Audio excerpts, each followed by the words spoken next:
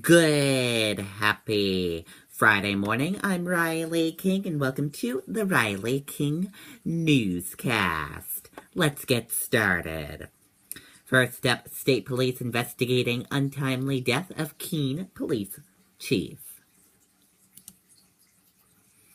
Let's take a listen to this video from WMUR News 9, Charisse LeClaire.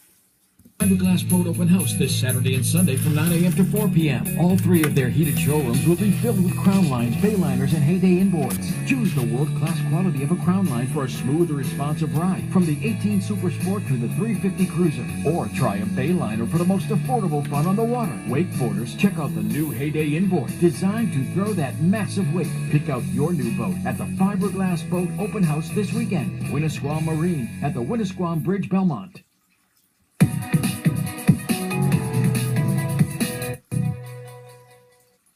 Brian is a loss that we're not going to get over easily. A family, a city, and its citizens just beginning to grieve the loss of Chief Brian Costa. Brian had incredible empathy for the underdog. He was somebody that cared deeply about solving problems. The opioid crisis is something that we've all worked with for quite some time, and he was in the forefront in this community in dealing with that. This News 9 video from last summer shows Chief Costa on a visit to Washington, D.C., where he advocated to treat addicts rather than jail them. A different touch to being a police chief than Mayor Kendall Lane says he's seen before. He had reached out to people in ways that we would not normally expect from a police chief. Lane says Costa joined the department in 1996 and moved up to canine officer in 1998. He became chief in 2015. Departments across the state and Governor Sununu reacting to the loss. In a statement, Sununu says, quote, "I want to express my deepest condolences to the family of Chief Brian Costa, a dedicated public servant. Brian was among the brave men and women of our police force who worked tirelessly to keep our communities safe. For that, we are grateful." It will take a long time for us to get over his passing, and we will miss him terribly. Again, just a very sad day here in Keene. An autopsy is expected to be performed tomorrow. Meantime, the mayor said he was supposed to have breakfast with the chief tomorrow morning. This is all coming as a shock to him. Live in Keene, I'm Charisse LeClaire, WMUR News 9. Okay, and there you go on that report. And our thoughts and prayer are with the Keene police chief and his family.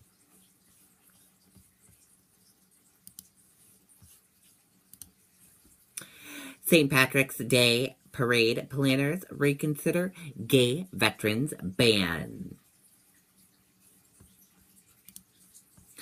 Let's take a listen to this video from WCVB Boston.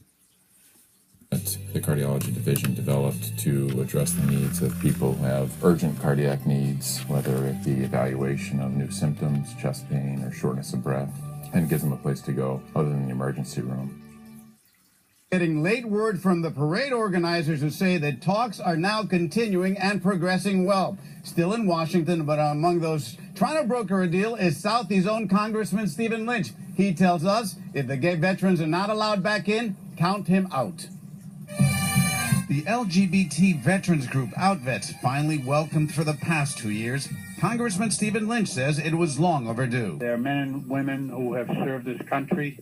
I thought that they presented themselves in a very respectful way. But the parade's organizers' reversal, denying the OutVets a spot on this year's parade route, is fueling a backlash. We are one Boston. We are so beyond this conversation.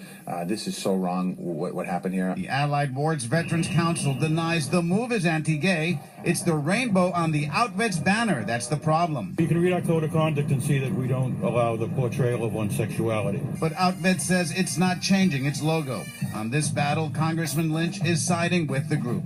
I don't think anybody in the audience, the people watching the parade, are offended by that. I think they're nitpicking. If OutVets is barred, a string of politicians, including the governor and mayor, will be skipping the parade.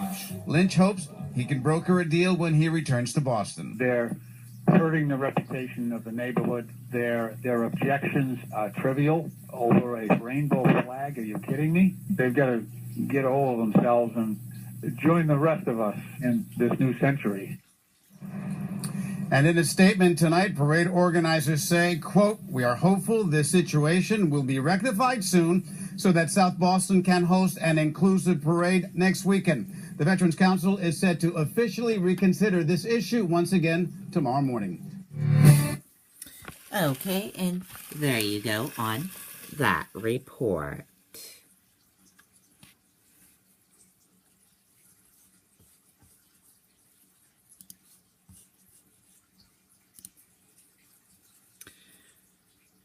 Carrie Rear likely died of exposure after wandering into woods.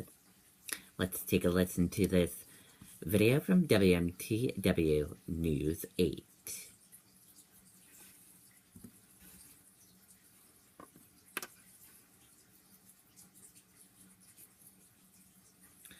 We're having technical difficulties with that video.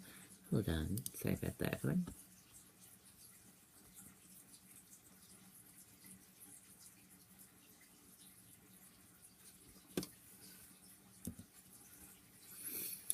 Sanford police say the body of a woman last seen in late January has been found. Okay, our video is playing now. Sorry about that. You don't have to. Find your future heirlooms at Goldworks. When Maine gets engaged. For love, for life. Goldworks, Center Street, Auburn.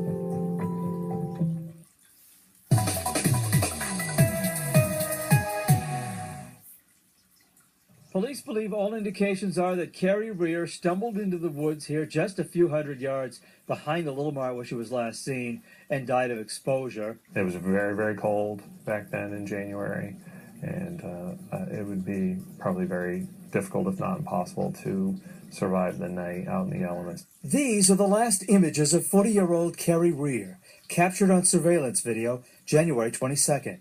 She was wet and disoriented. She thought she was in the bank, trying to make a deposit. Her parents had said she battled alcoholism and mental illness in recent months and believed she had a mental break. Extensive searches turned up nothing. Police and the Warden Service brought in trained tracking dogs. They searched everywhere, but never found Rear's body. Police explaining why they missed it. If you're dealing with a cadaver dog, it helps to have a warmer environment. And what we had back there was a very cold, frigid environment, encapsulated by snow. Police believe the case will be closed once the medical examiner completes toxicology tests on the body. Carrie Rear's parents, who visited here just a few weeks ago, pleading for their daughter's safe return, her mother said at the time, were just not ready to say goodbye. In Sanford, Jim Keithley, WMTW News 8. Okay, and there you go on that report.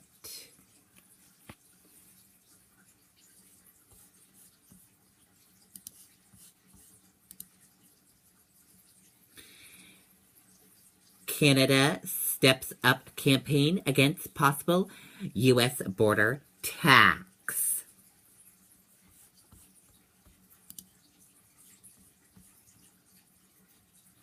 Canada Prime Minister Justin Trudeau on Thursday repeated his opposition to a U.S. proposal for an important tax, telling energy executives gathered in Houston a IV would hurt both economies.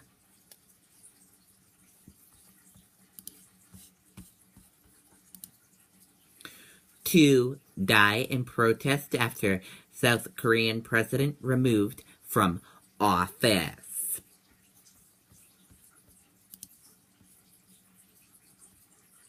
Two protesters died at demonstrations following the removal of South Korean President Park Geun-hye, according to a statement from acting President Hwan Kyo-aha.